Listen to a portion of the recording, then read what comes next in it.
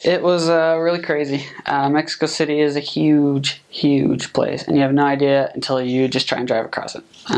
So it's like 20 to 30 million people all crammed together. Traffic's nuts. They don't really have enforced laws. You know, a police car will be speeding up the street. So I got there, and I'm like a deer in the headlights. You know, traffic is whizzing around. The assistant's driving this big van, right, and he's just going all over the place. And I'm like, this is a crazy place. We're all gonna die.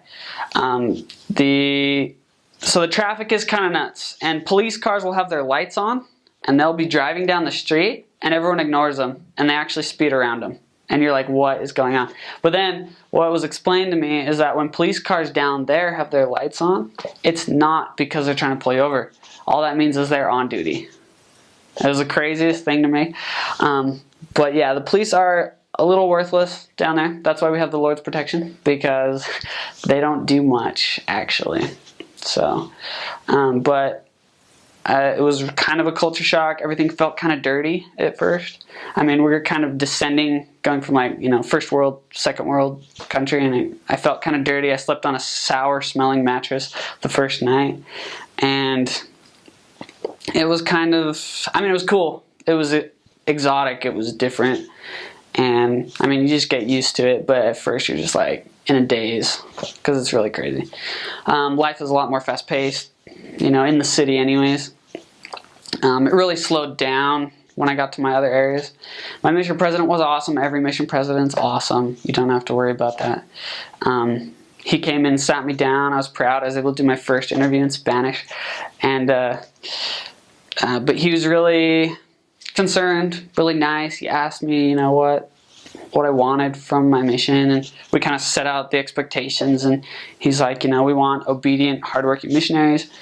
And I mean, but it was good. And then 3 months later, my mission split. He wasn't my president anymore. And then I got a new one and had a whole new geographical area, and you know, it's all good. So it's called the Mexico City Southeast Mission. So one thing you got to realize is that there's something, if you look on a map, it'll say the FD or the DF. That's the federal district. And that is kind of like Washington, D.C.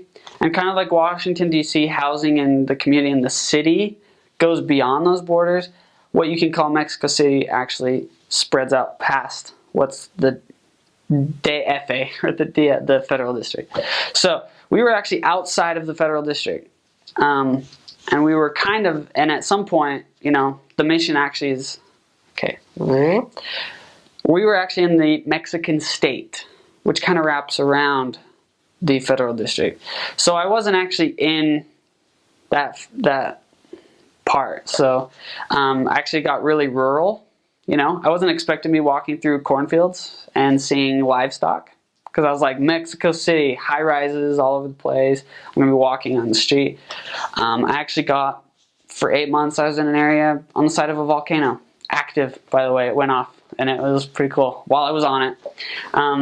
But walking through cornfields, it was, you know, kind of really rural, surprisingly so. So I had to clean your shoes like twice a day, because it was so dusty and dirty, and you're walking through on these dirt roads. But the mission is a conglomerate of the East Mission and the South Mission. They formed one mission after that to the southeast, and it just split again because the growth is crazy. Like down in Mexico, baptisms are really high. Like Mexico and Brazil have some of the highest baptism rates in the world. Like it's not a European mission. It's not a United States mission. It's just people. I mean, at one point we had, like in 1 month, from my own experience, we had around 12 baptisms in 1 month. And so that's different from other parts of the world. Retention is kind of hard. A lot of people come through the door and then go out the door.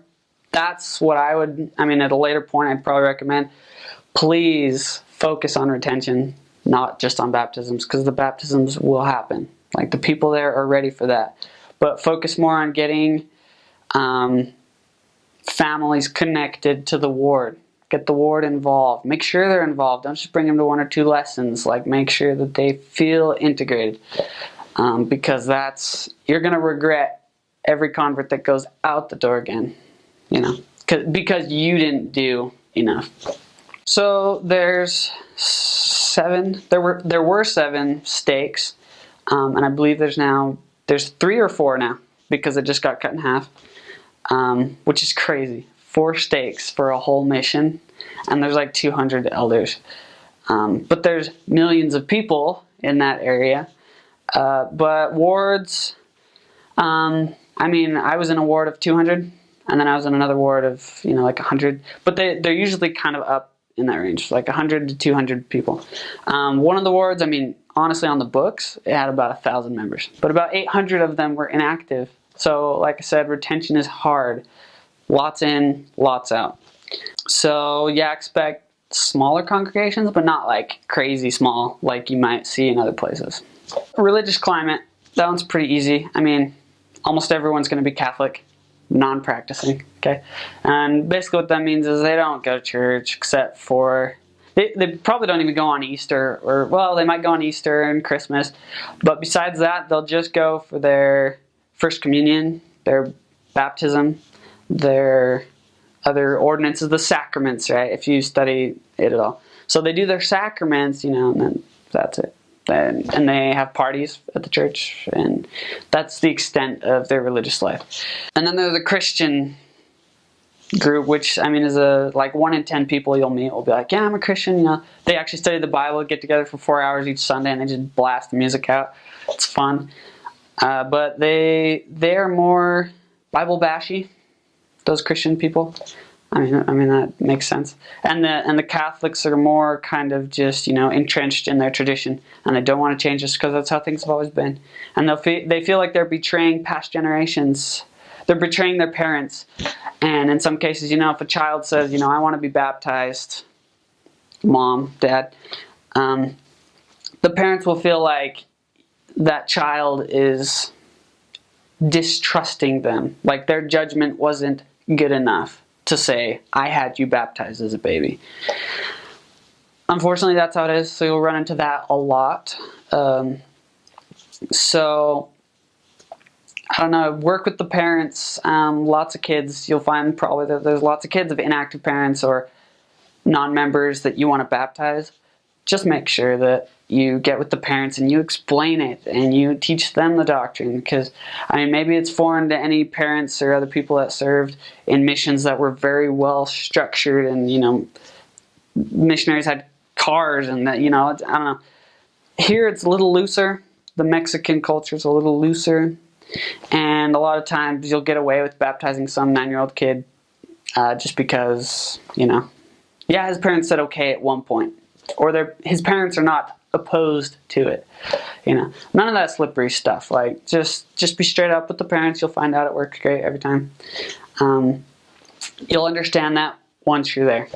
So they actually, in my mission, they paired the white or the American elders with a native companion.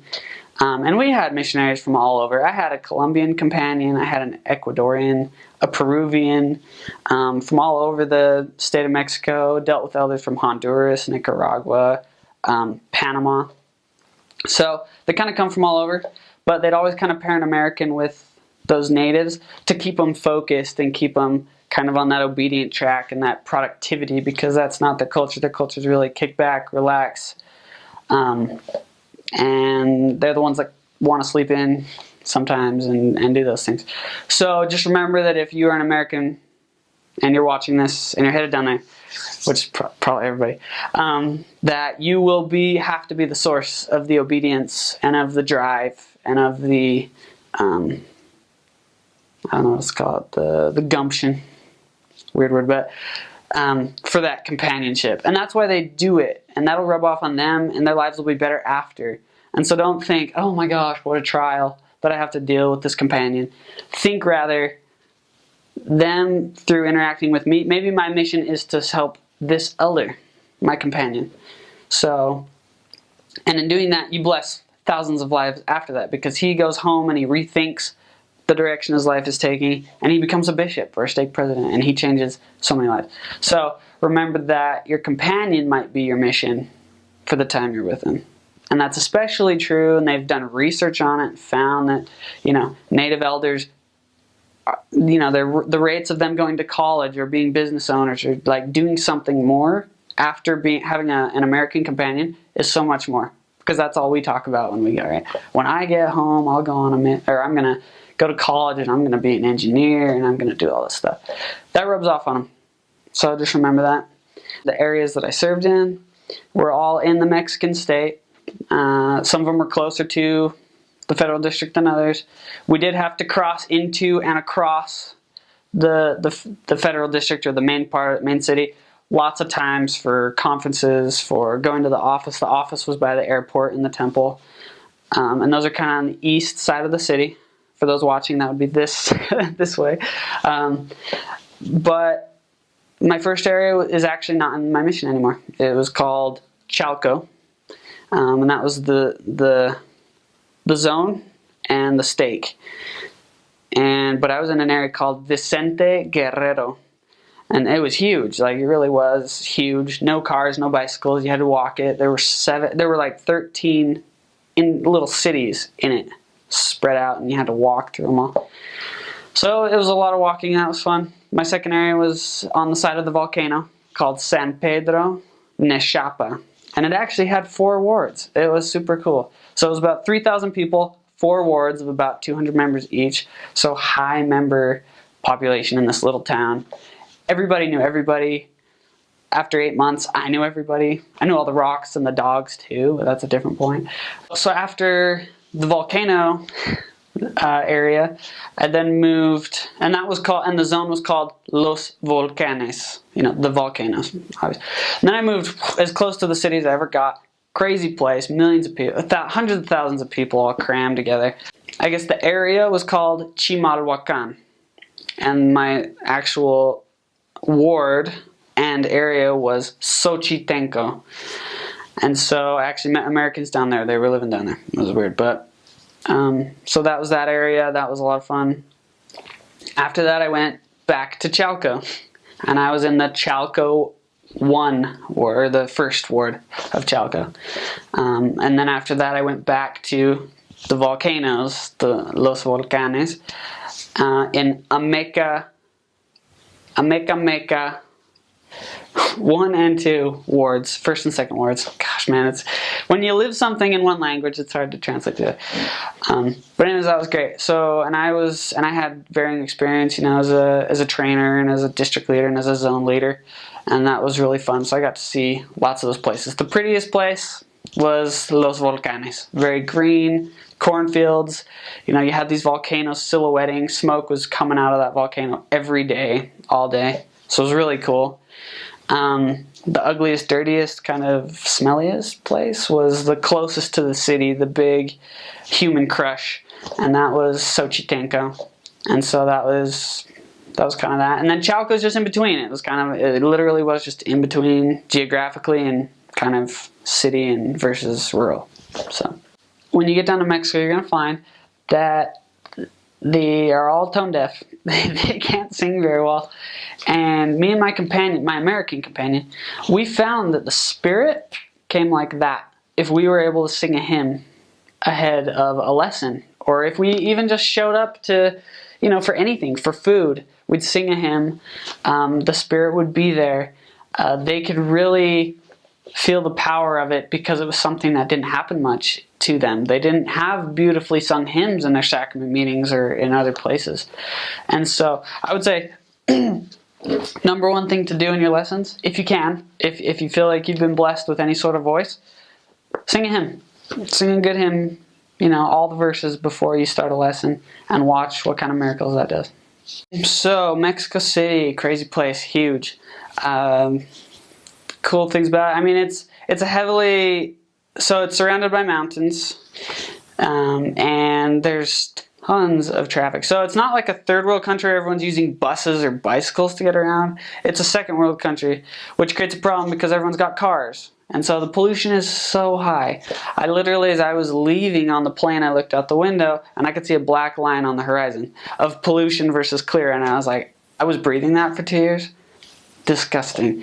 So pollution is pretty bad, and they've done things to try and fix that, like making certain people with certain numbers on their license plate not drive certain days of the week, right?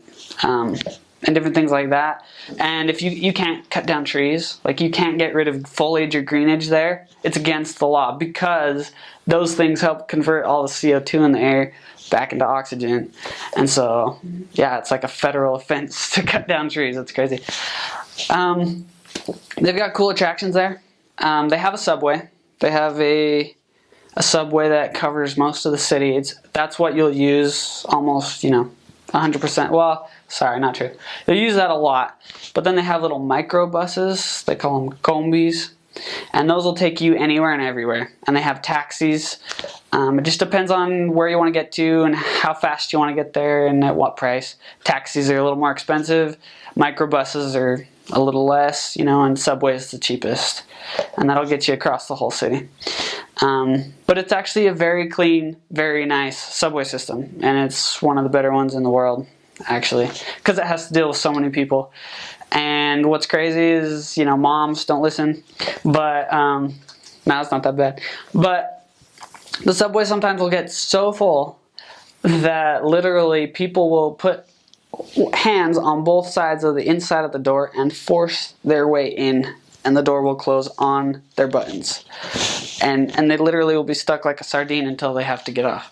It's incredible, but they don't care. They will cram in, and there have been times when you can't. I've been shoved in, had to get in, and I lost my companion, or he lost me, and so it's just like it's crazy. But Subway's fun.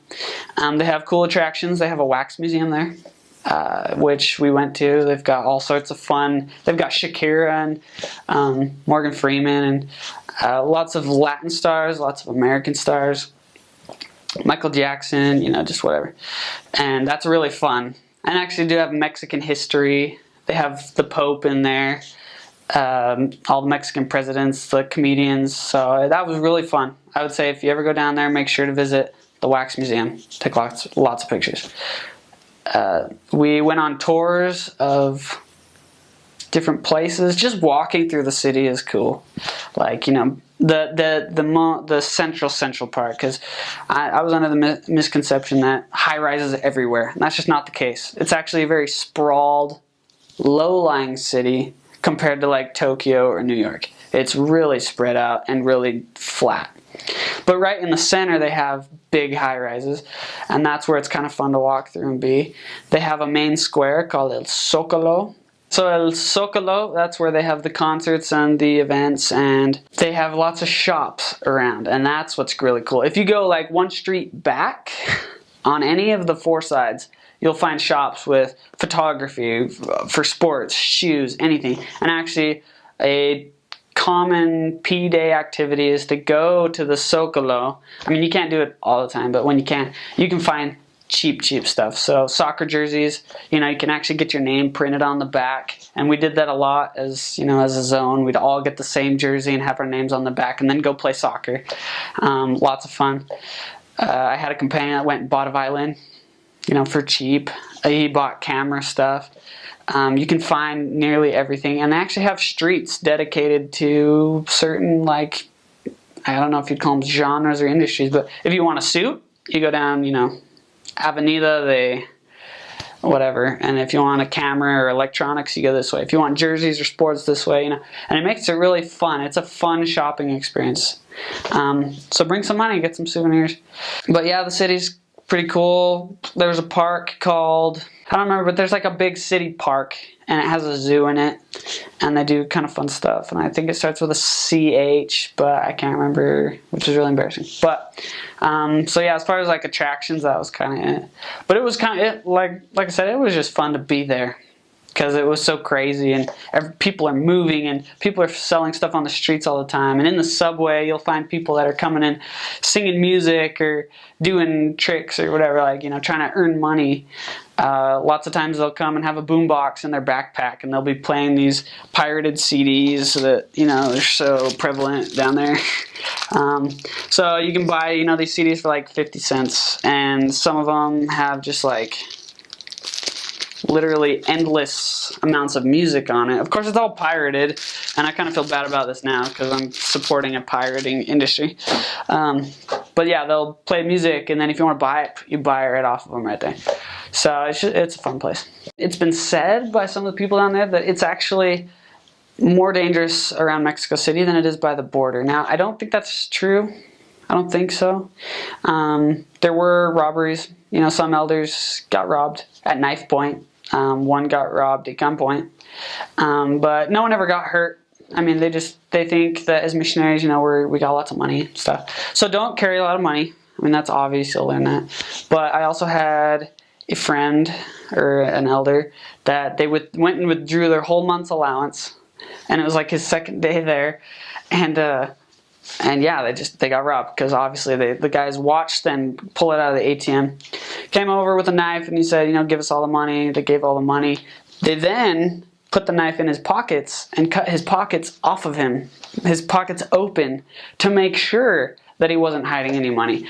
And it was nuts. So he did that. They did that to his companion. So his companion walked home with shredded pants, basically, you know, almost not wearing pants because they'd been robbed like this. So kind of nuts that way. I mean, mothers really don't listen to this. There were actually 7 people that were beheaded and their bodies left in the street in a couple miles from where I served. So it is a dangerous place. There's no bones about it. But and I actually had a cousin, like a second cousin something. She had a bad experience. So she, as a sister missionary, she went down there and, you know, 2 men broke into their apartment and kept them there for an hour. I don't need to explain any other details, but basically it was bad. And she came home and her companion as well. It is a dangerous place and you need to not be stupid. You need to be really smart about, you know, not drawing attention to yourself and not carrying lots of money.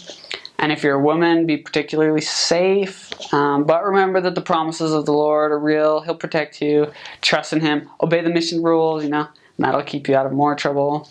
And listen to the Spirit. But yeah, so it's a crazy place. It's got some dangerous aspects to it.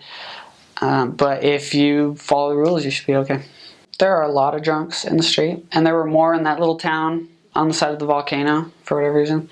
So, and there were people that you wonder how they had money to buy alcohol at all because they were there 24/7 every day of the week. Just they were pickled, you know, and they'd come up to you and they'd be like, "Hey man, what's up?" And they'd try and talk to you and, you know, "Hey, you want a drink?" They'd always offer you a drink. Of course, you're gonna say no. I mean, they respect that. I never had any problems. I was never robbed. I was never, you know, like molested in the sense of the word, being like, you know, like troubled or physically beaten up or anything. Again, I would just say be smart. Listen to the Spirit. One time there were drunks in the street. We were headed up the road to go to the chapel, and it was typical. I mean, they never do anything. But the Spirit told me, hey, that guy that's walking down with a machete down the street is not, you know, it's not going to end well. So took a side street and went around that group. So I mean, I was cool to walk right past him, but the Spirit told me different. You just got to listen. So who knows what would have happened. But I would say, I mean, most of the time you're not going to have trouble. I mean, you're Jesus people, you know, and they respect that you're there just trying to share. They do think you have money, though. So as long as you dispel that belief, and if you ever get stopped and they're like, hey, man, do you have money for this, that, or the other? I mean, if you pull out lots of money, you're just asking to get hit up later. Because you'll perpetuate that belief that missionaries carry money.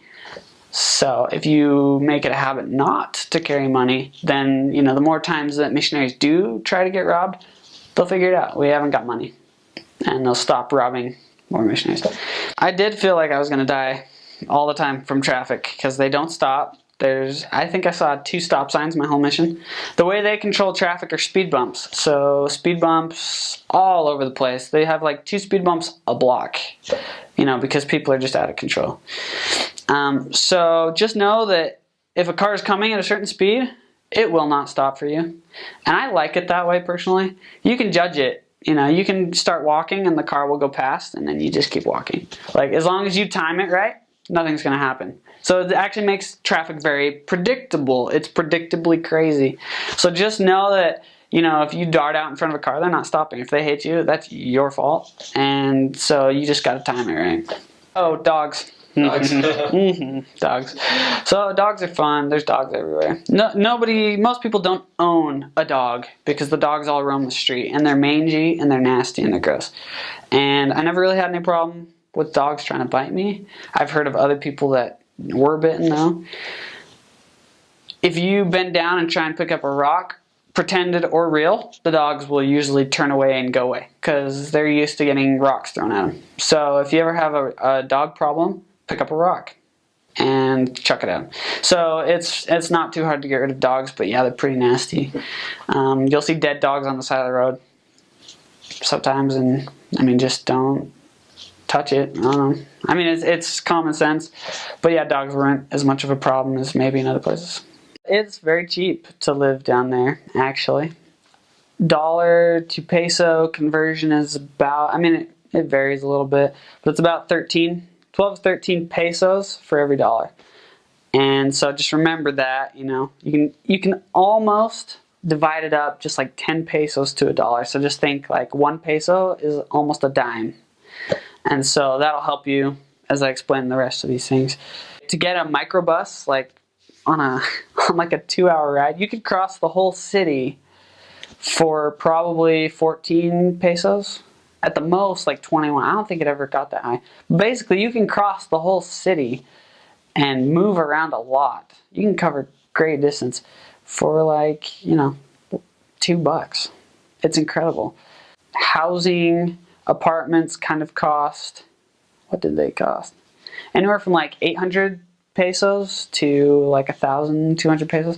So it was like $100.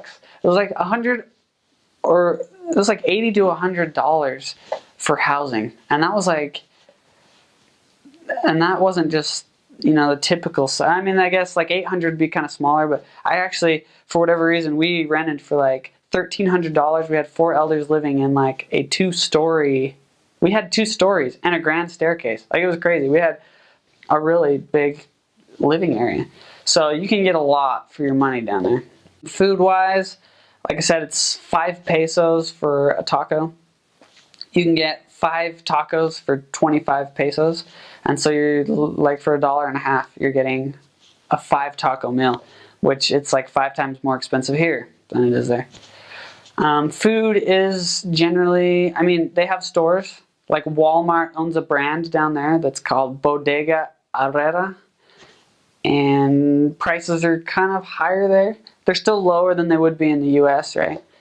But they're still a little more expensive than things you would buy on the street. You know, produce or food or anything else you'd buy on the street. It's going to be a little more expensive at these box stores.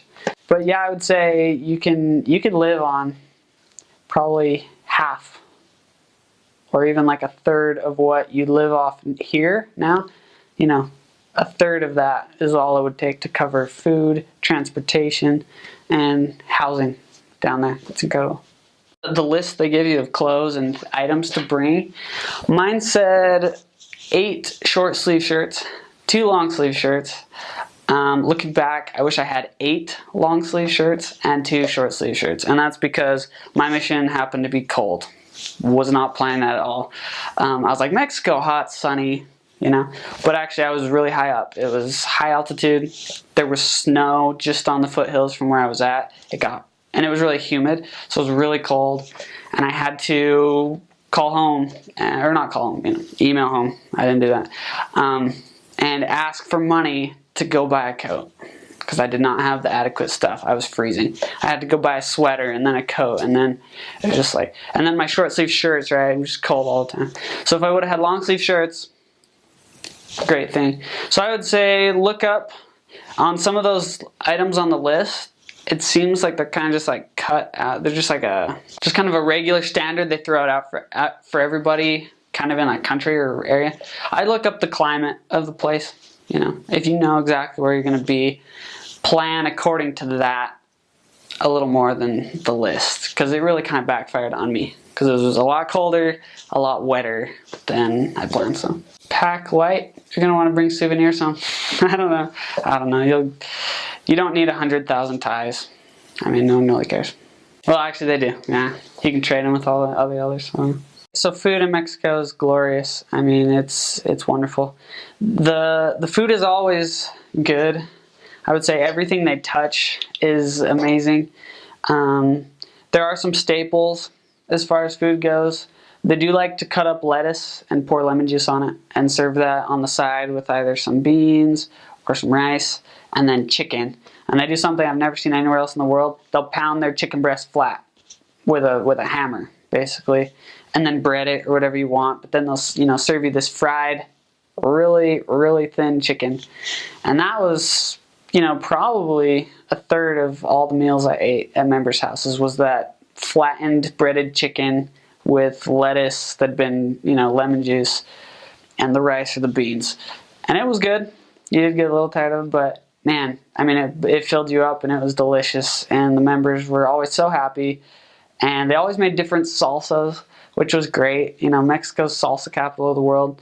So try it out. I mean, don't be scared. Like, the salsa is delicious, and you probably won't get this chance ever again to try all the different types.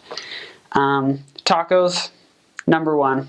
That's my heart created a space for taco love, because it's incredible. There's nothing like it, and people call certain tacos authentic up here. They're not. There's nothing quite like Mexico City tacos, because even in other parts of Mexico, they're not the same. So if you get called there, you're lucky. And then they do have other different types of things, bombazos, but that's like kind of a fried corn, kind of like a tortilla but thicker, and they kind of open it up and shove thin. Oh, gorditas.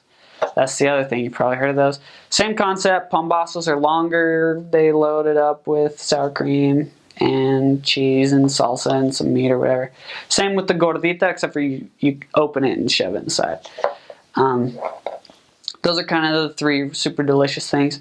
And then carnitas, which is, heaven in a taco or in a tortilla.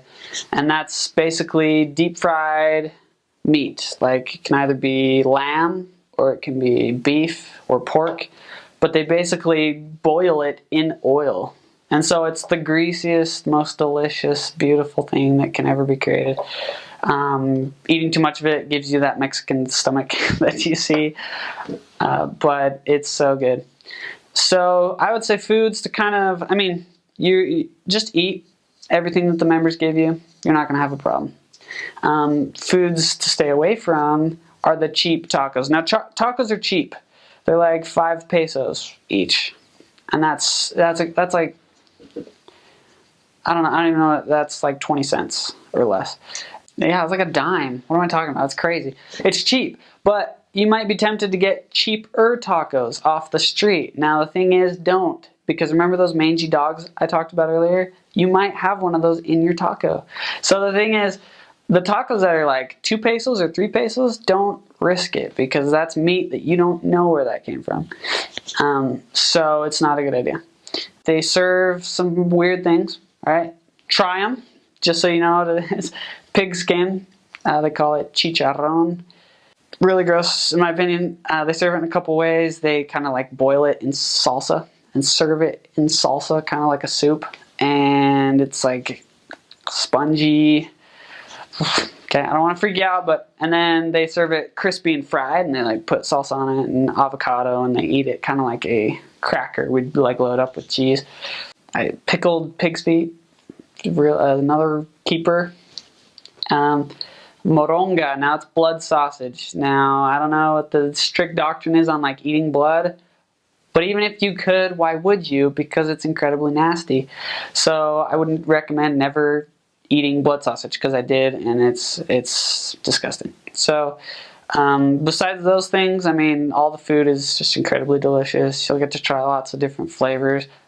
Enjoy the salsa while it lasts, because it's incredible. There's almost a homogeneity or like a sameness to the food preparation places. Like, I mean, a taco stand here is a taco stand there, and it really doesn't make any difference almost where you get your food. It really doesn't. But there is one taco stand that I found that was superior to all others. And it was actually in the first area I was at, although I only found it later, in Vicente Guerrero. You have to go to the new community called Pueblo Nuevo. And right at the entrance on your left at night, there's this guy that makes tacos. And I don't know what it is, but he has the best tacos on the planet. Alright, so just remember that. Vicente Guerrero, Pueblo Nuevo. But besides that, it really doesn't matter. You can go anywhere and get the same tacos, same flavors, same everything. So there's kind of a consistent food style. Now I have this bone here. It's pretty cool. It's actually a sheep jawbone. And this was given to me by a family down there. It's called La Familia Perez Gutierrez. And this family was awesome, you know. The first counselor of the stake president, you know, was in this family. They were just rock solid, cool people. But they were always, on the back I even wrote, donde siempre hay una fiesta, because they were always partying. They had like 9 siblings. They'd have these big parties. Parties are huge in Mexico. This lamb was made into the carnitas that I was talking about. And I just kept this bone. Just kind of as a memory, because yeah, they made tacos and they ate the meat off of the whole body, off the head, you know, brains, tongue, whatever. Weird texture of the tongue, by the way. But yeah, they were a cool family. They cook up these big meals, you know, on the fire, and these big pots, rice, and then beans, and then pork, and then something really nasty called pancita. It's like basically intestines chopped up and put in a soup. I don't know why anyone eat it. My wife loves it. I hate it. But they're big into parties, and and a party equals food, and that's kind of what their parties are centered around, is food and socializing, and so it's pretty fun. It has been said that Mexican Spanish is kind of the lower end of the spectrum. Like, it's kind of the poorest, slangiest Spanish. Yeah, yes and no. It is kind of at that lower end, but you can speak it just fine. See, so I had Peruvian companions, Colombian companions. They spoke a very kind of proper, clear, clean Spanish. And you know, people from Spain, they have the j, all the j noise, and Argentina as well.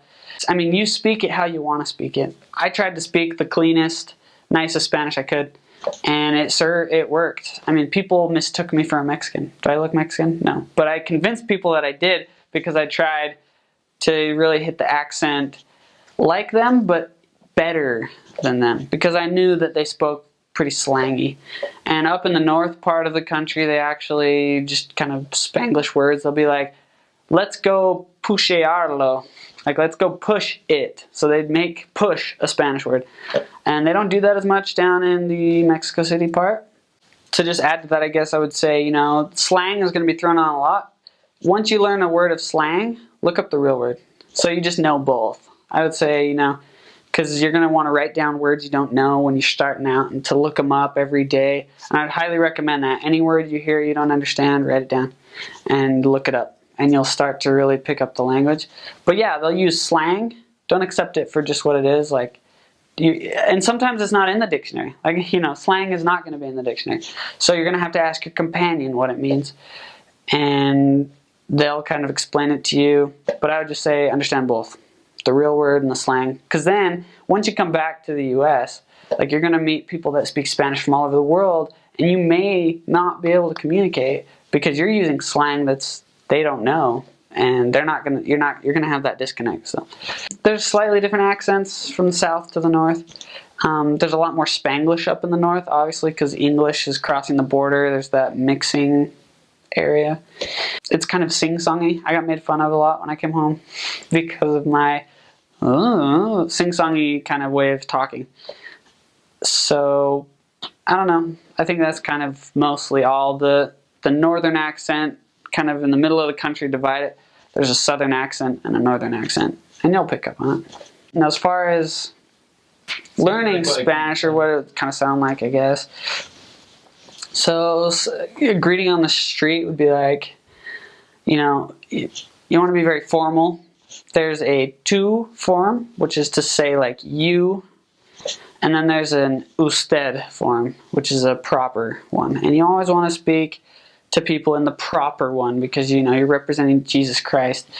And another proper way is, instead of being like hola, you'd be like good evening, good morning, or good afternoon, right? So depending on the time of day, you'd be like buenas tardes.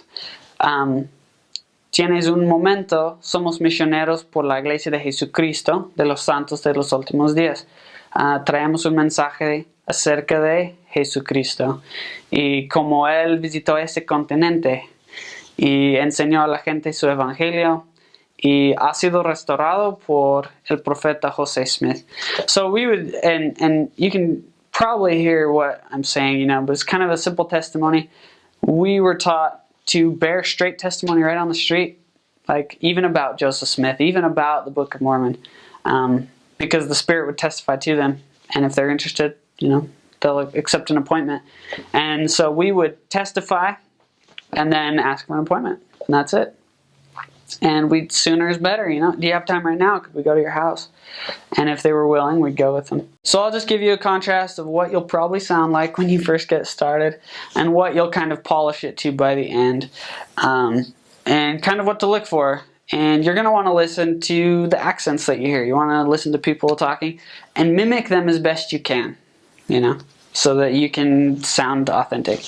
A gringo would be like, somos elders de la Iglesia de Jesucristo y queremos compartir un mensaje con ustedes.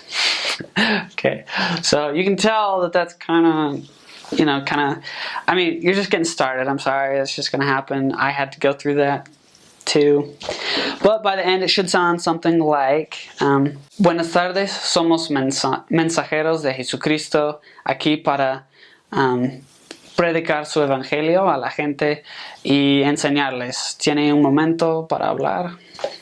And so it's a lot more polished. You'll get there if you practice. If you stop, I mean, there'll be a point in your mission, 6 months in, 7 months in, 8, where you'll have functional Spanish and you'll want to quit. You'll be like, I get it, and you'll want to stop polishing it. Don't.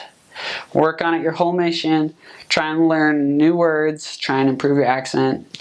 Okay, so I'm just going to show you guys some of the cool stuff I picked up down there. It tells a lot about the culture. So where to begin? These are the plaques that I had. We call them plaques, right? Or no, that's what everyone calls them. I guess our name tags.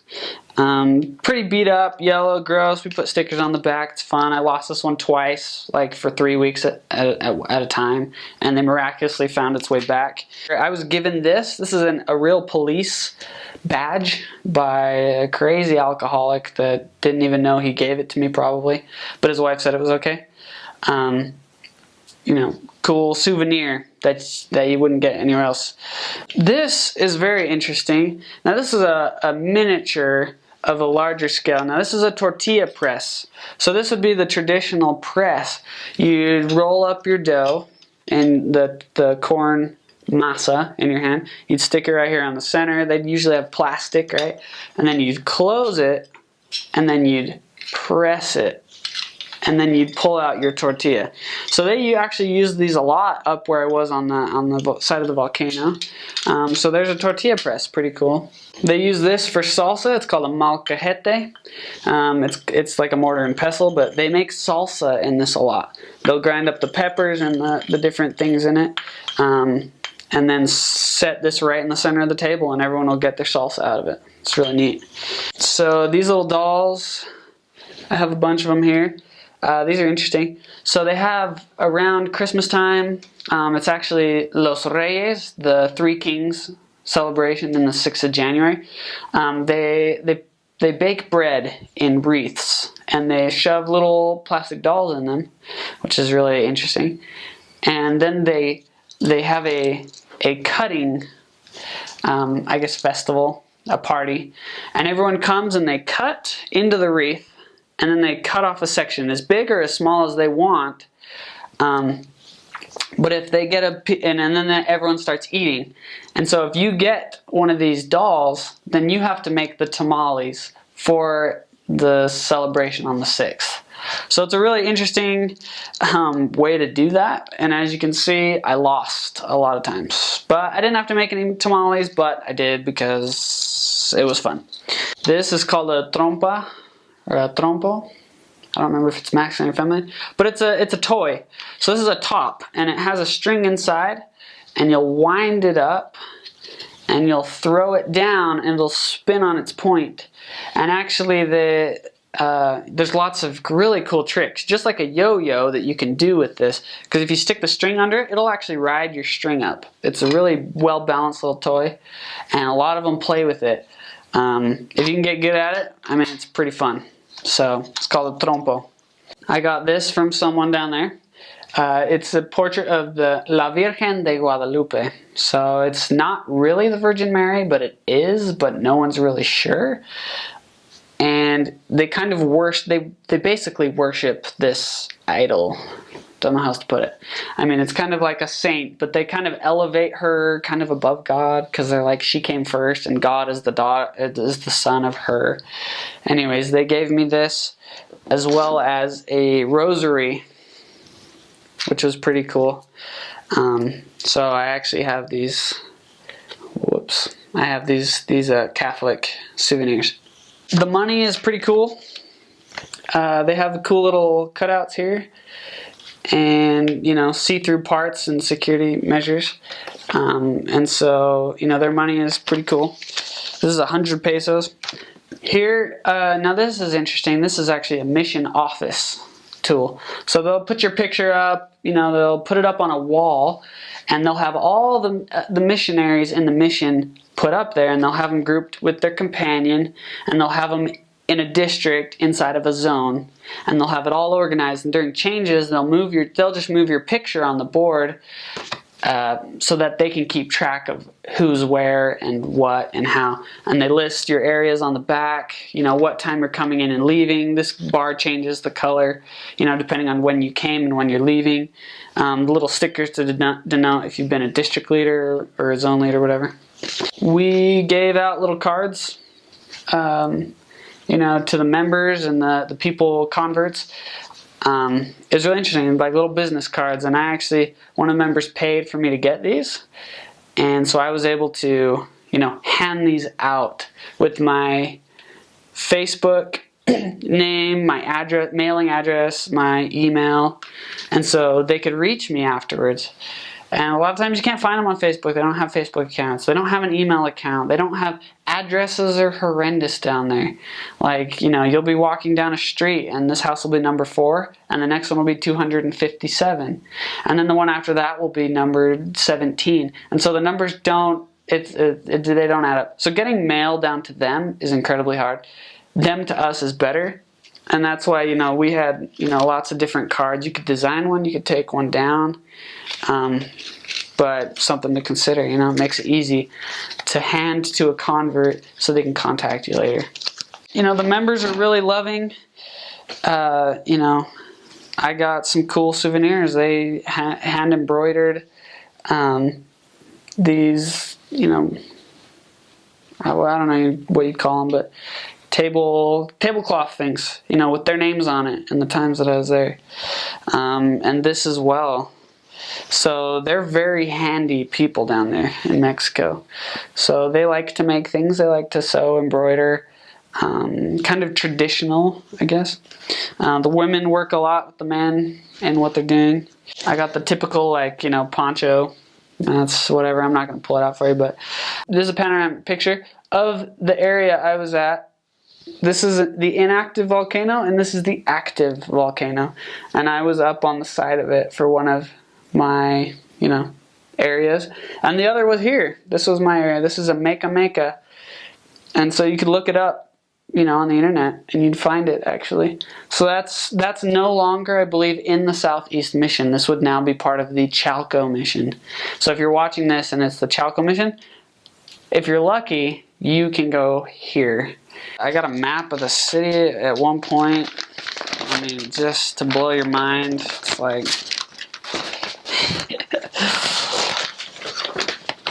it is crazy. And it's not super organized either. It's like streets that go all different directions and flavors, and you know, it goes way beyond this map. Like, yeah, I mean, the city extends way beyond this. This is just like the main part. So it gets to be a pretty crazy place. But I would say, yeah, those are the kind of the cool things that I brought back. I mean, there's more, but didn't want to bring them all. You know, got a sombrero, got a little guitarro, and just, I mean, it was a lot of fun. So the culture is different. It's very friendly. People are very open. But I would say, yeah, bring back some memories. You know, tangible memories. This is like one of those, this overlaps with like an experience where like the spirit saved my life, you know? It's one of those cool ones. So there's this 8 lanes of traffic in this big city. I was in Xochitenco, so it was in that really crowded place. And they had metro buses. Now, you can't find those everywhere in the world, but they do have them in some cities, like Lima, Peru, I believe. But basically, it's like the subway, but in a bus. And so they have like, you know, buses that are like triple connected or double connected, and they set apart separate lanes for them. And they ran on the inside of the roads. So if this is the full length of the road, the buses ran on the inside. Now why that's important is because they were constructing this metro bus lane on both sides. So there was no traffic. There were no metro buses. So people would walk in those, you know, because there was no traffic. So we were there as a group of missionaries, and it was crazy. We just left the store. It's kind of like Best Buy, but they call it Electra. And this crazy man came up and he's like, "Hey, did you hear that someone just robbed the Electra with a gun? Like, pull out your cell phone, like somebody call, you know, the police or something."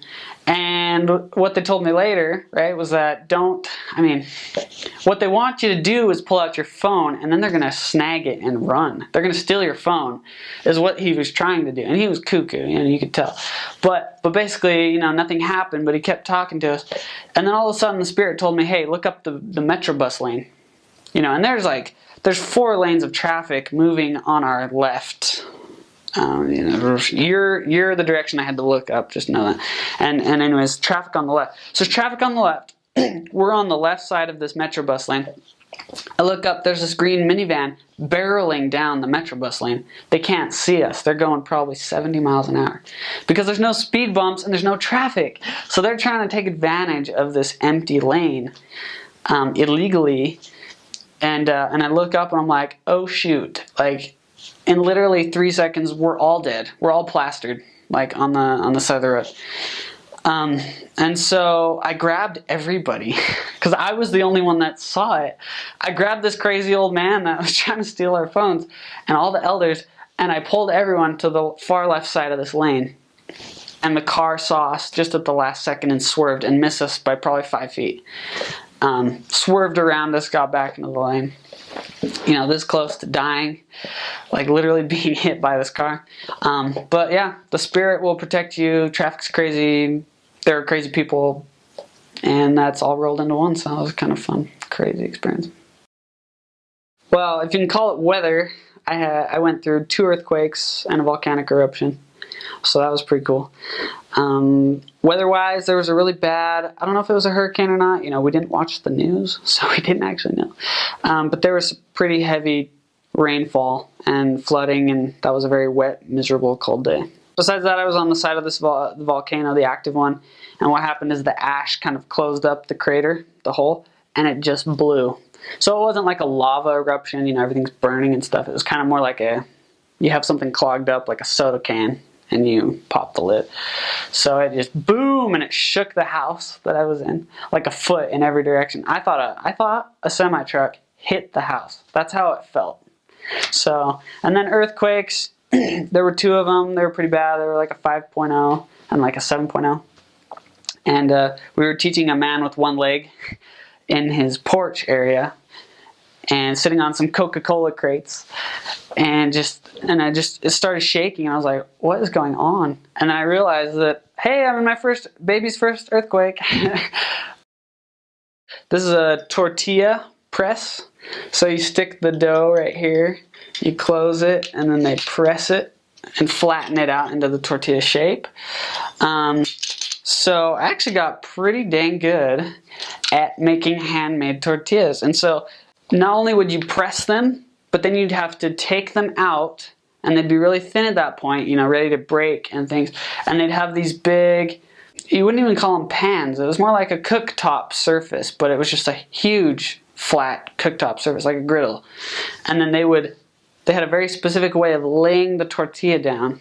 They'd do it like palm up. They'd do the tortilla, and then they'd lay it on this thing. And so I actually got really good at, you know, making the tortilla ball, pressing it flat, and laying it on and flipping it without breaking it, which is harder than it seems. So yeah, I'm a profesh tortilla maker now. And that's one random skill. Great. And the other would be not being hit by traffic. You know, timing traffic so that the bumper of the car passed here right as I went by. But Mom, you're not watching. I didn't do that. I think the big life lesson that I learned, I bet a lot of people can relate to this coming from poorer countries, that, you know, it doesn't take money to be happy. It really comes down to what you do with what you have, and family and friends and character. Because money can come and money can go. I mean, down in Mexico there were people with money, like they had lots of money. And then there were other people that were just destitute. And I just realized that, you know, it's not what you have that makes you who you are. It's who you are that makes you who you are. And so people there were less concerned with what they had and more about how they treated their family and, you know, the good food they were able to eat and the socializing. And I think that was a really great lesson. So my second companion was really a piece of work, let's put it that way. He was a native elder from northern Mexico, and he had a rough life. Like, he was from Ciudad Juarez, like reportedly one of the most dangerous, crazy places on earth. And some of the stories he told me, that's true. So I don't judge him much, but he was just really arrogant. He was really kind of condescending, and because I was new, you know, supposedly that made me less of a person. Like, he really kind of bashed on me, and every morning we'd have, you know, a companionship study, and it really just ended up him being like, Elder, you're not doing this well enough, you need to do this more. He criticisms just every morning, morning after morning. He told me not to read my patriarchal blessing. He's like, focus on preaching my gospel, don't read your patriarchal blessing. And I was like, what the heck? Like, you know, and you're trying to be obedient, listen to your companion and stuff, and I was just like, but I got to the point where it was just like, Elder, stop. You're controlling, you're arrogant, you're rude. And it was kind of a hard experience, but it made me a better elder. It really did. He got me on that productive kind of route, you know, and kind of more of a faith route that results could happen through our working hard and listening to the Spirit. So that area that hadn't seen baptisms it had 5 baptisms. All 4 wards had had 5 baptisms in the past year. We had 13 in 3 months. And so the work really accelerated, even though we didn't get along a lot. He kind of broke rules. He thought he was kind of above them.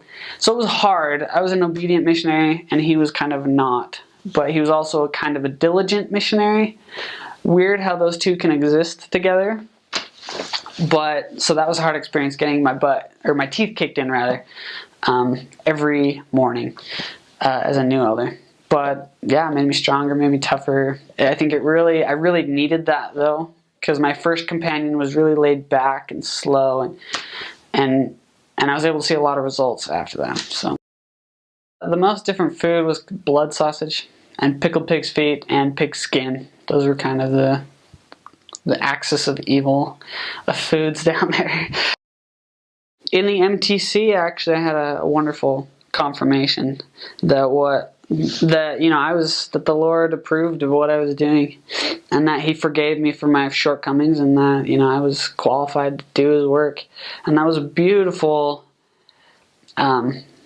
feeling that's unforgettable, and that was at the MTC.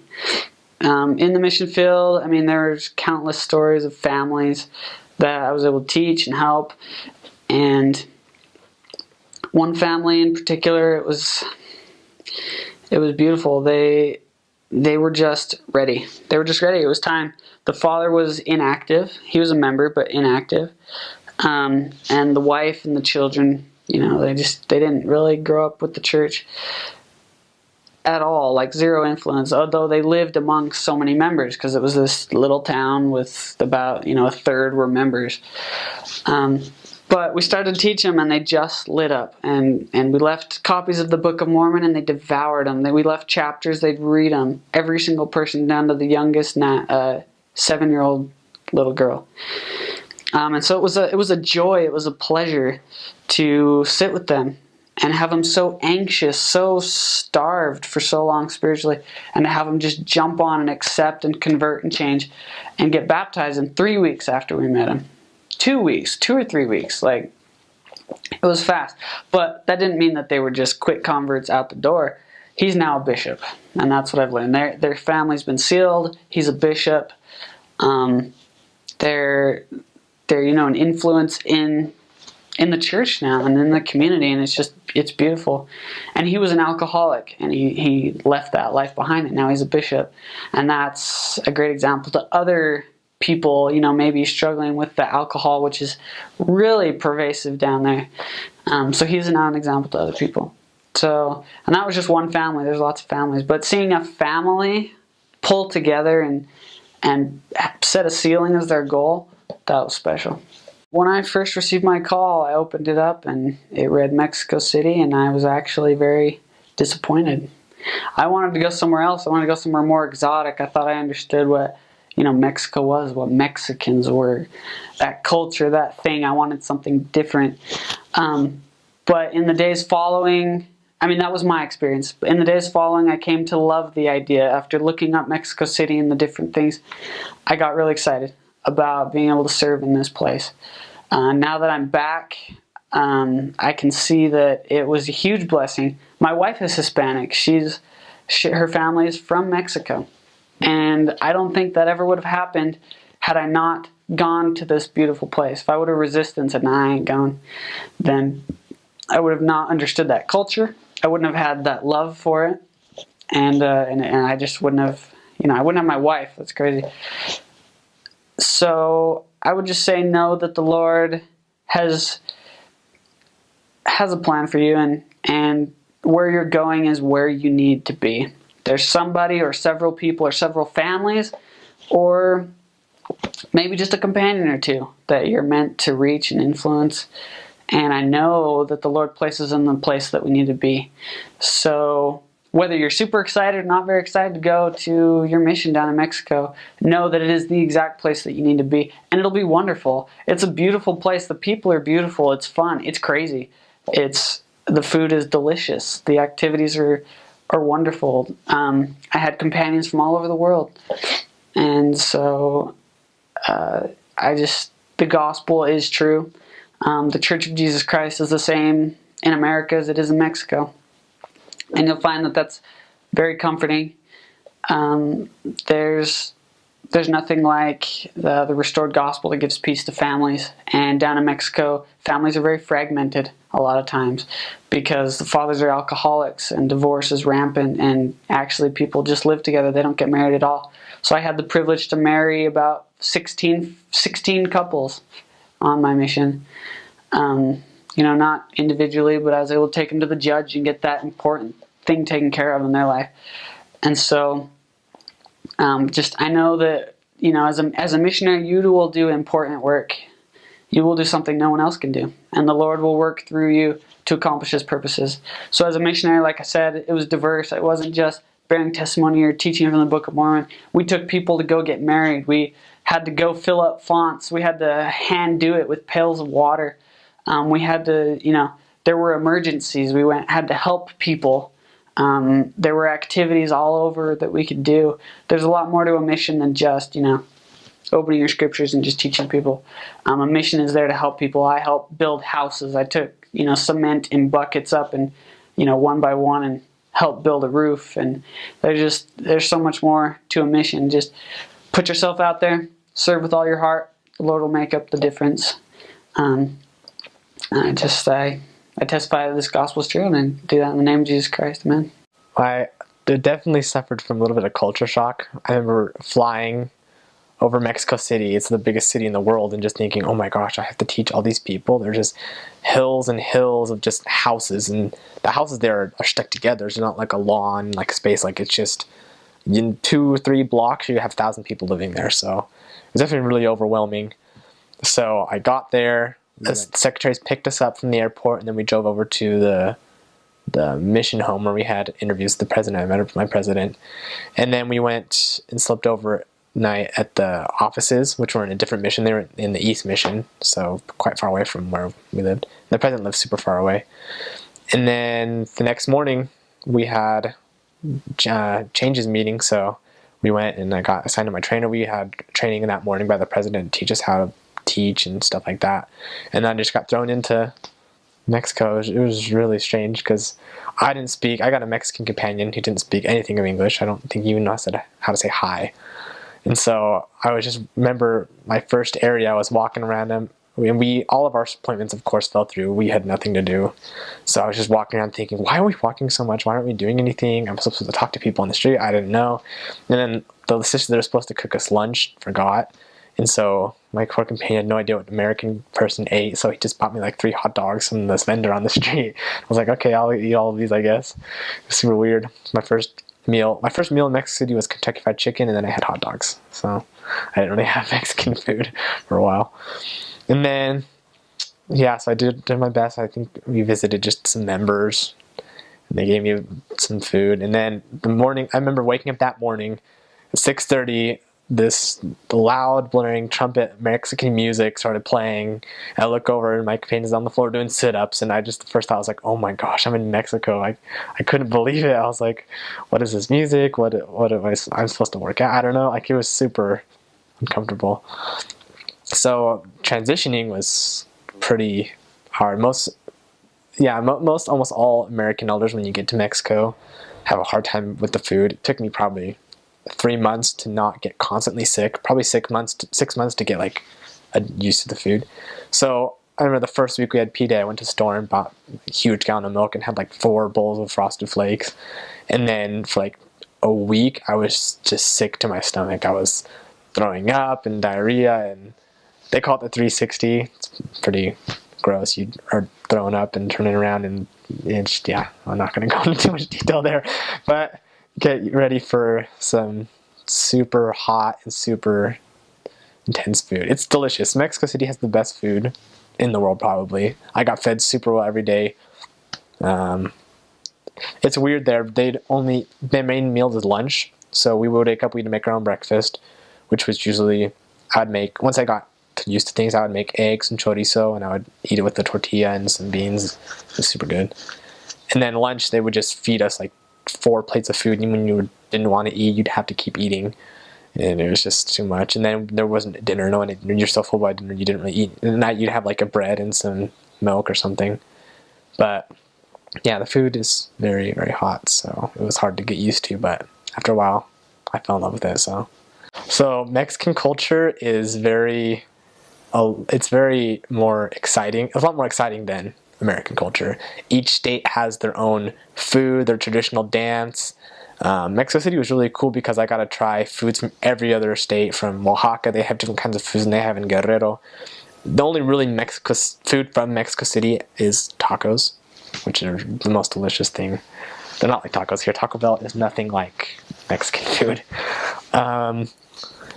The food there is super good. My favorite food was pozole. It's like this soup with these giant corn kernels, and they make it out of pork meat, usually, sometimes chicken, and you have so you put like oregano in it, and you like grind it up and put it into the soup, and then you add salsa and you add lime, radishes and lettuce, and you eat it with the tostada with cream and cheese on it. It's my favorite thing ever. But they had other good things, like they had these things called milanesa. It was like breaded chicken They had flautas that are like kind of like taquitos, like what we eat.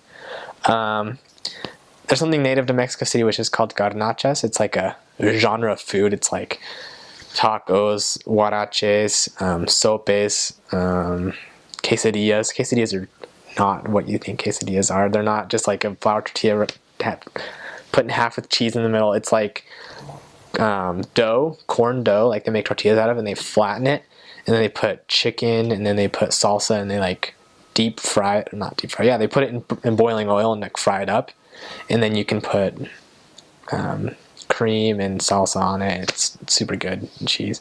You get a wide range of people. Where I served mostly in more urban areas. There are some areas that were kind of in between, like suburban areas, but the people in the city, they're a little more mean. The people in the more suburban areas will always say hi. Every time you pass someone, buenas tardes, you have to say hi. You kind of are rude if you don't. The main religion there is Catholicism. Almost everybody is Catholic. If they're not Catholic, they're some extreme form of Christianity or Jehovah's Witnesses. They're very active there. They believe a lot in their traditions. Like my father was Catholic, and I have to be Catholic. I'm gonna die Catholic because that's just how things go. So little things that they do, it's very hard for them to change. Like drinking is a huge part of the culture. People drink tequila and beer all the time. It's actually kind of interesting. Like how to explain it?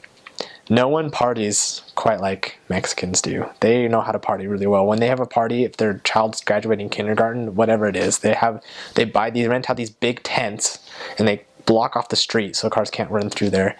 And then they have like bouncy houses so that the kids can jump on and not distract the parents, because the parents are usually drunk and can't take care of them very well. And it's just, they blast music. If you're living on the street where the party's at, you're not going to sleep that night because the music is just blasting. But it's really cool. Parties there are really cool because everyone knows how to dance. Elders can't dance, obviously, but it's kind of cool to like just watch them like and kind of pick up like salsa and bachata and see the different types of dances for different times and see different regions and how the dances change. Most people are really nice. They're really genuine. They have this saying there that most elders hate by the time of their mission. They say, if God wants me to. So you'll invite them to go to church and say, so will you go to church this Sunday with us? And they say, if God wants me to. And you're kind of thinking, well, of course God wants you to. Like, we're representing God here. He wants you to go to church, so come. And it's like, okay, God first. They always say that. Primeramente Dios. They always say. So that's just like a weird saying that they have that's kind of annoying because it's hard to argue with them because they'll never say no. They'll always say yes, but they'll say yes in a way that means that they don't want to. So you have to kind of pick up on those cues. It took me a long time to figure out when people say yes, they actually mean no. Generally, most Mexican women over the age of 40 look similar. I don't want to sound too offensive. They all have the aprons. Most of them are a little bit overweight, and they're all really good at cooking, and they're super sweet. And so, like, you always have one ward. In every ward, you always have one sister that's like your mom. She's like, oh, I'm the elder's mom. She always makes the best food, and she always invites you over. In Spanish, we literally translate to sugar mama or cookie mama. So it was really cool going to every area and having one sister that kind of looks out for you. There's a very strong macho culture there. The women are very second to men, and men are the ones that are in charge of the house. And so there's a lot of cases of domestic violence, and a lot of times, sometimes we would joke that the women want their lives to be like a soap opera because they wouldn't do anything about if their husband was hitting them or they didn't like the way that things were. They would leave the relationship or go find help or be independent because they were like, oh, he hits me, but I still love him. And I don't know, there's a lot of drama in family situations because in Mexico, it's not like America where you turn 18 and you move out. Families stay living together forever. So you go to a house and you'll find the main family and you'll find their grandma and then the aunts live in a different room. But houses are like, so there's a metal door and you open the door and there's like 5 different doors downstairs and upstairs, and that's where the families live. So you walk in and there's a hole and there's no ceiling. It's just like a courtyard, and then there'll be like kind of apartments that live in each family lives in each house. So yeah, there's just a lot of sometimes there can be a lot of drama within families, especially when the parents die, the kids fight over the house, or when you get married, they don't like the family, or if there's like a case of domestic violence, like the family will have a feud. There's tons of family feuds. Almost every ward has some kind of family feud. But the culture is very, very family oriented. So that's why a lot of people like about the church, is that we're all about family and making them stronger, because most people have problems in their family. They'll have an uncle that's a drunk and that beats his wife, or they'll have a just family problems, like a son that goes off and is doing drugs or whatever. They have a lot of similar problems. So if you can help them see how the gospel helped their family, it's a way that you can attract people to come to the church. Generally, the grandparents of the family are like the ones that whatever they say goes, and usually the grandparents are the really, really traditional conservative ones that don't want to change their beliefs and values. So they kind of look at us like trying to make them American by joining an American religion. And so they're like, I'm Catholic and I want to stay Catholic, even though sometimes the things they believe don't really make too much sense when we try to explain the doctrine, but they're held on that. So it's usually the younger generations that we're usually able to talk to, because they're ones that are a little more not educated, but like are open to newer ideas. The people that we mainly taught were mostly Catholic, because most Catholics don't actually remain active. They kind of, when they're born, they go get baptized, and then they go back when they get married, but they don't really go to Mass every week. So they don't really know anything about the gospel. So when we go and teach them, they're like, oh, I believe in Jesus. Oh, cool, we do too. And then we can explain them all these things, and they really like it. As opposed to other really hardcore Christian religion, people know the Bible really well, and they believe that that's it, and they don't believe in the Book of Mormon, or they know something about Mormons, and so they bring up a lot of anti-Mormon stuff. The funnest holidays in Mexico are definitely, well, okay, how is that? First of all, there's Independence Day, September 15th. Well, it's the 16th, but they celebrate all the holidays like the night before. It's kind of weird. So we'd always celebrate the 16th of September on the 15th, the night of the 15th. That one's crazy because there's bombs going off in the street all the time, all day, all night. Like on major holidays, we couldn't even go out because it was so dangerous. People would be drinking, and then they would be hungover in the morning, and there's a lot of fireworks going off. So it's kind of cool, because you think there's a lot of fireworks here in America, but it wasn't until I was there that I realized like it's nothing compared to what they have. So many fireworks. It's crazy. It's fun. And then on Independence Day, we eat a ton of Mexican food. We all got like fake mustaches and like sombreros and had flags on, and they do like the Independence yell thing, and there's always like a word party. It's fun.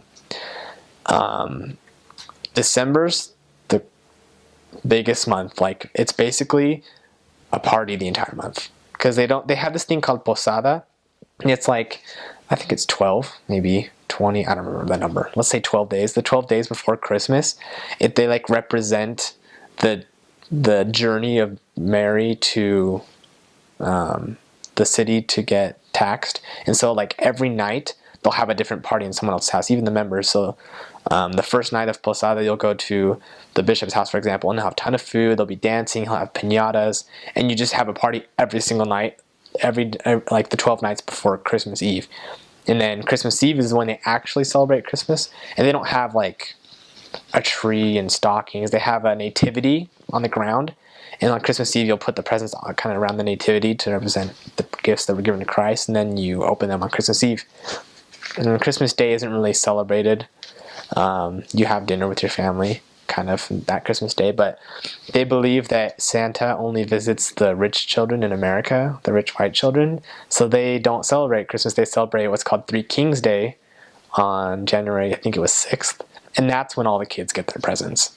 It's kind of sad, actually, but the rich kids get double presents because they get Christmas and they get Three Kings Day presents. So we usually got a pair of socks or something both of those days, so it was nice.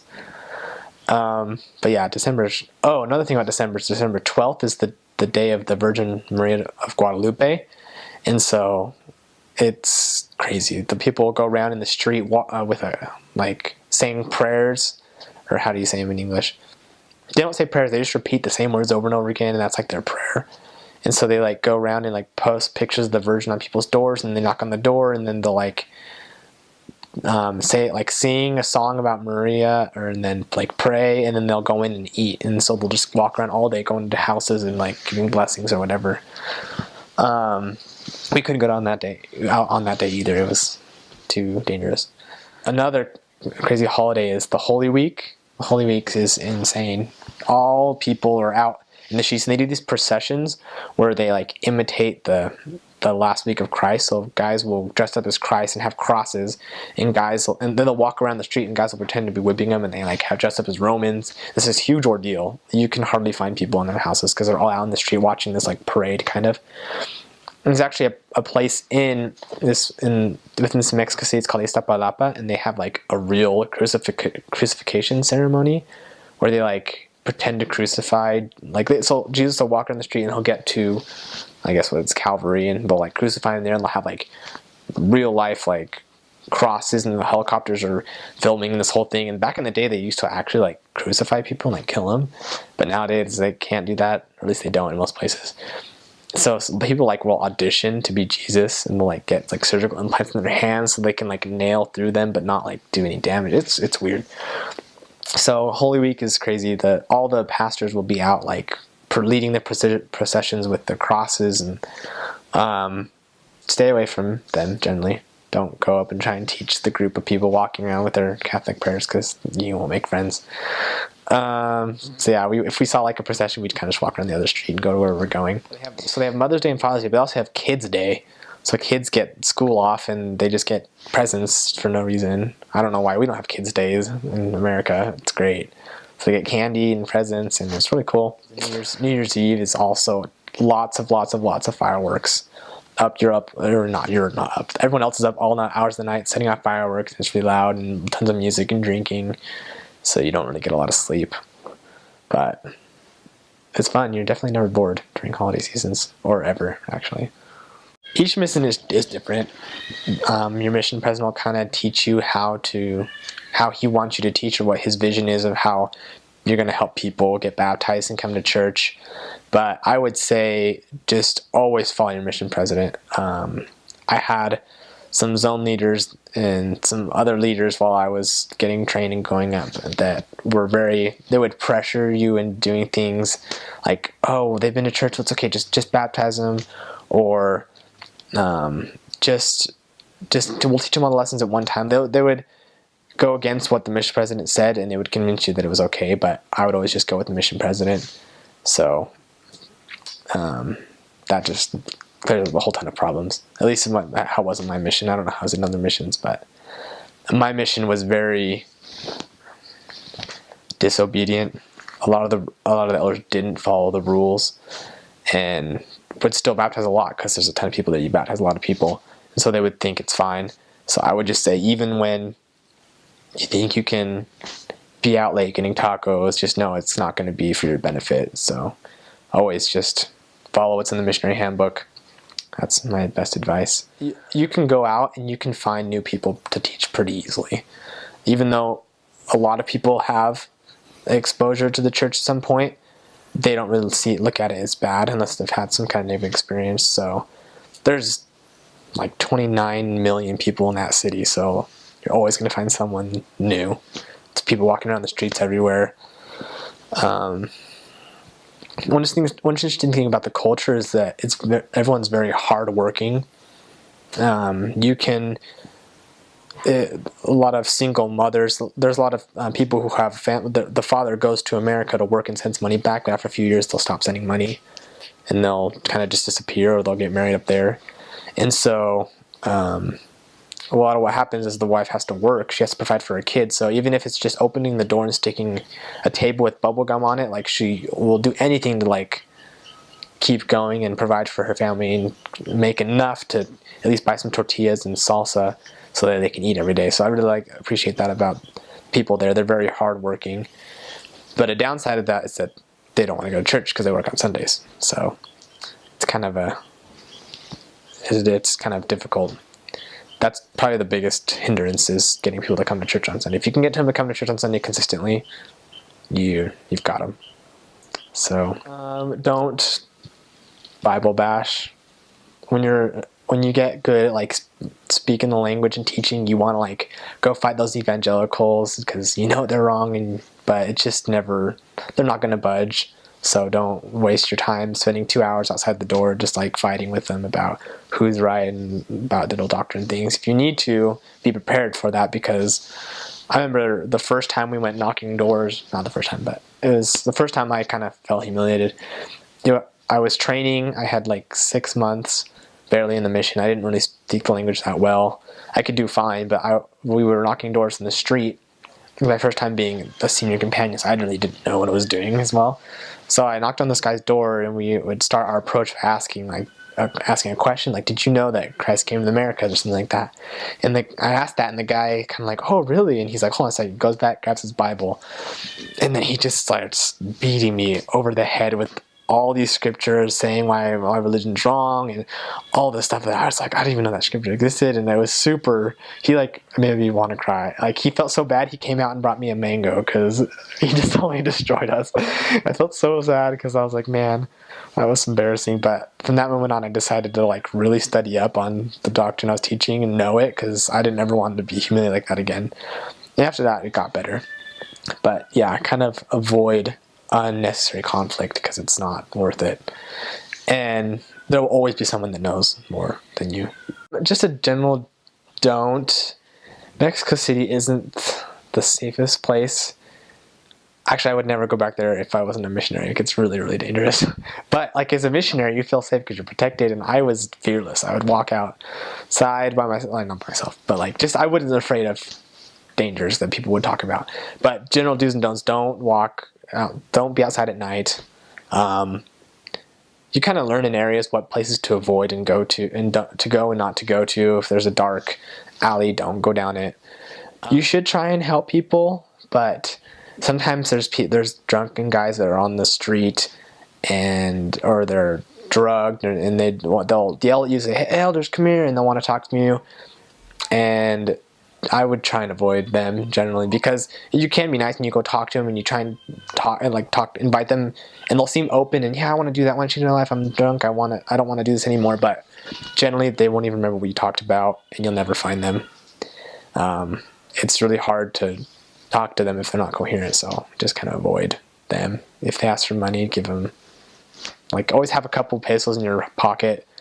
Oh, that's another thing. One thing to do is hide your money. I got really good at that. So I have, when you take out your rent money every month from the bank, I would put a couple bills in my tie, I put a couple bills in my sock, I'd have a couple bills in my pocket, I have a couple bills in this pocket, I'd have money everywhere. So just kind of split it up. So if they like search you, I'm not saying they will, but like if like you're on a bus and like someone comes on and says, "Give me your money," you can just give them some and then they'll go away.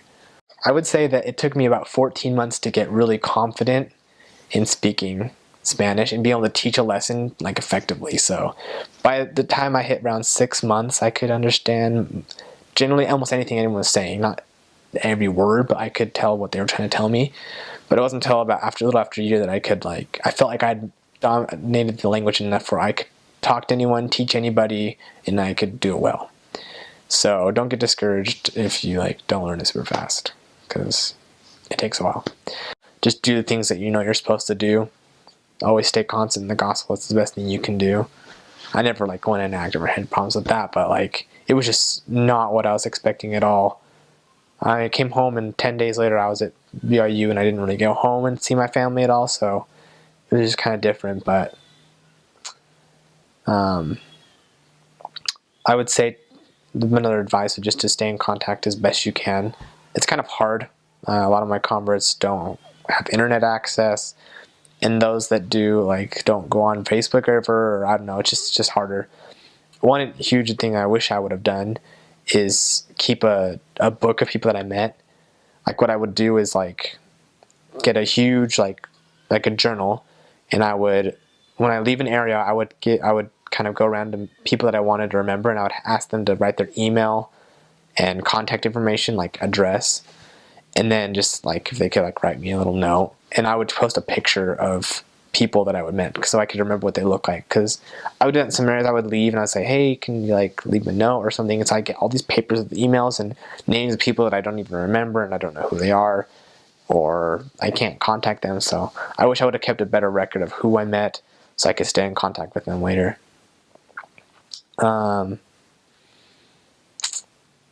It's kind of a risky thing though. Sometimes people like want you to bring them with you to America, but you can't do that. Like, can you take me to America with you? I was like, well, no. So just, I don't know. It's kind of weird sometimes. They'll like ask me questions. So like, hey, like I want to get a job or I want to go to school there. Like, what do I do? And I'm just like, I don't know, dude. Just work there. I don't know. It's kind of sad. But another thing I wish I would have done is, one thing that our mission started doing when I left was we were supposed to teach 5 lessons before they got baptized, and then other ones if they needed it.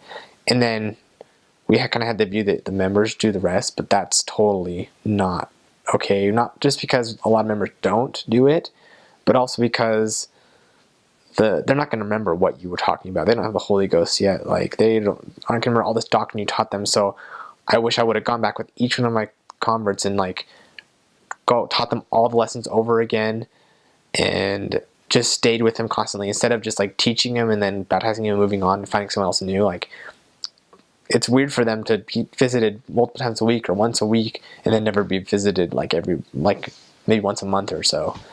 We assume they're recent converts. Oh, they're really active and great, but then they fall off the map and it's just really sad. So I wish I would have stayed just as active with them after they got baptized as I was before, and trying as hard to help them as before that I was after, or flipped. The first story that comes to my mind is when me and my companion got robbed. It wasn't bad at all. The other sellers had it worse, but they got actually like beaten up, but we were fine. We were walking down the street and they have these little mopeds here that everyone rides around on, and they have like little speakers on them, so always playing this really loud, obnoxious music.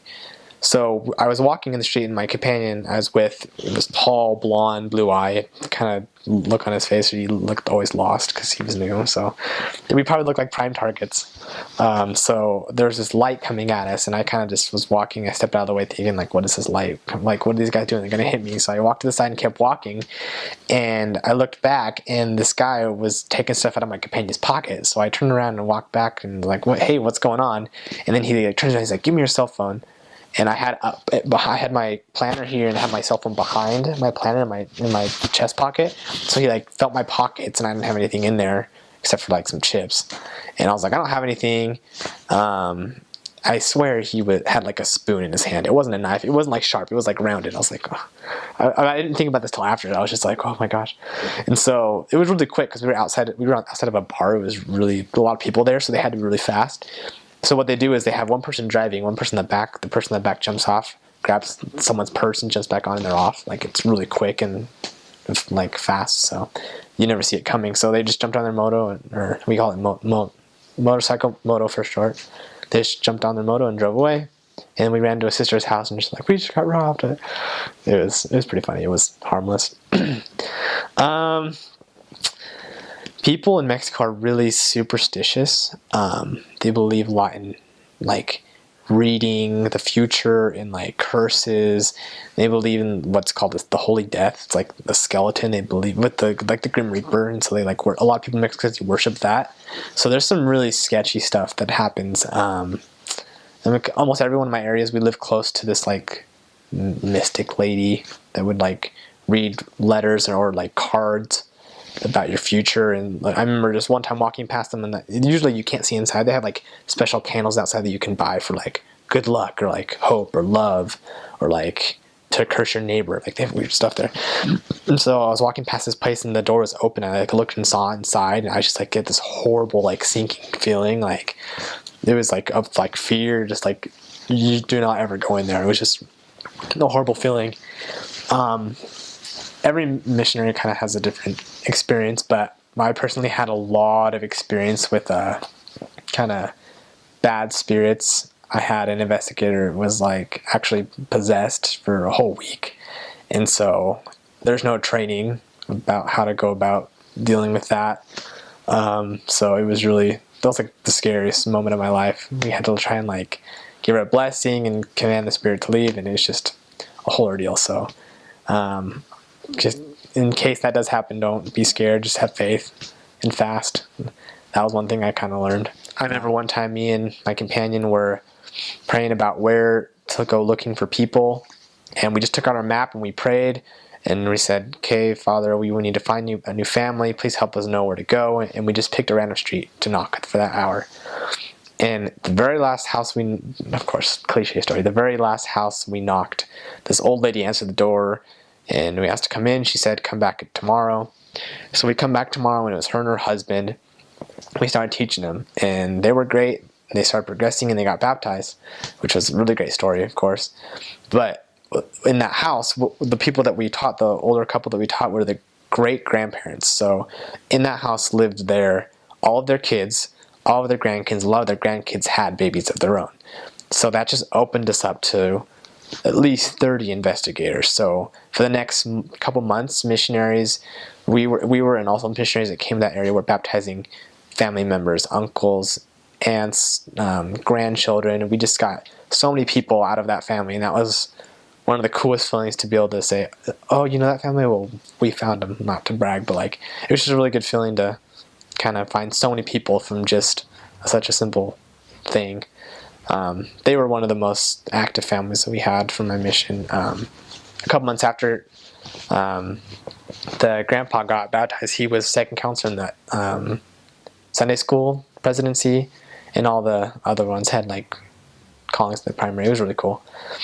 The most active member I have right now, well, I don't have her, but the most active member that I found and baptized is a girl named Mariana. It's actually really cool to see on Facebook and Instagram. She's always posting pictures of the temple and quotes by prophets and scriptures. So it's just really fulfilling finding someone, teaching them, help them through their struggle, seeing them get baptized, and then even years after you're home, they're still active, and she wants to serve a mission, and that just is the coolest feeling. You always want to see the family that you baptize go to the temple. So, yeah, people like that make it feel like what you're doing is worth it. So those are the people that I remember the most. There's always people that I taught. There's a lot of people that I taught that I don't have contact with them, so I don't know how they're doing, but all I can do is hope that for the better. My advice to anyone going to this mission would be to bring good rain boots, first of all, and an umbrella. The first year I didn't mind getting wet. I like to run in the rain and get wet, but after this first year you're kind of done, so you want to stay dry. My mission president had a very business-like structured mission, and so